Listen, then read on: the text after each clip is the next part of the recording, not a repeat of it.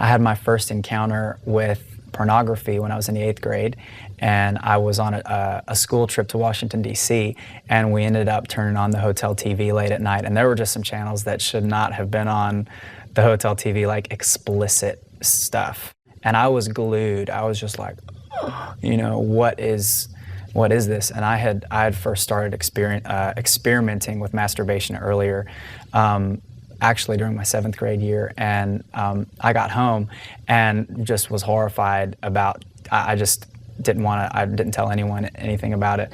But my mom is a substitute teacher with the school systems, and my friends ratted me out. They didn't tell her what had happened, but they said, you think your son's a good boy, don't you? Because I was like the good boy in my school. And she said, well, yeah. And they said, well, you should ask him what he did in Washington, D.C. And so she did. One day on the way home from school, she asked me, she was like, Mark, this is what your friends told me. And I went cold, like all the blood drained from my body. And so I told her everything that had happened. My mom is very strict, and she was very much, you know, you're not allowed to have a girlfriend, you're not allowed, you know. And she said, Mark, I've always been proud of you, and I love you, like, whatever. And she just started telling me just how proud she was of me and how much she loved me, and I was just like, you know what? Because I was expecting to really get the, you know, you're gonna get it, no more school for you. And it really said something. And then that was the first time I really talked to my dad about that stuff, because he had gone through his own struggles. I was always set apart in my heart to God, and I always knew that I was different, and I always knew that I was God's, and I always knew that I was for Him and that He was for me. But over the course of my high school years, I lived in I'd say a good deal of compromise with the world. I struggled with pornography ever since I got baptized in the Holy Spirit my freshman year in college, and that was incredible. And then I got delivered from like a spirit of fear in my bedroom when I was a sophomore, like coughing on my floor, and my personality changed, and like that. And all of a sudden, I wasn't reserved anymore. And during all those things, this was like a constant struggle that I had, just very secret. And I ended up, it's like the Lord took me on a journey of bringing the hidden things into the light, and I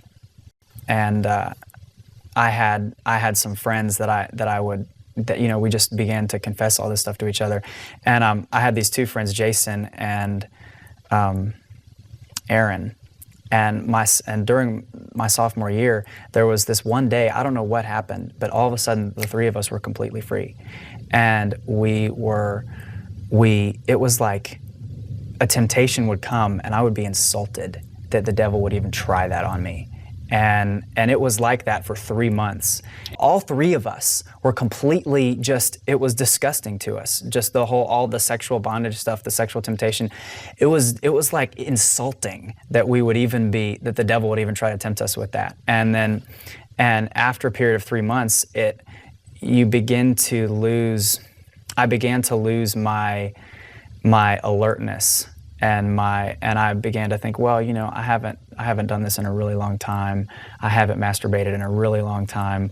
You know, it'd be okay if I did it just once. And so I actually just kind of slided back into it.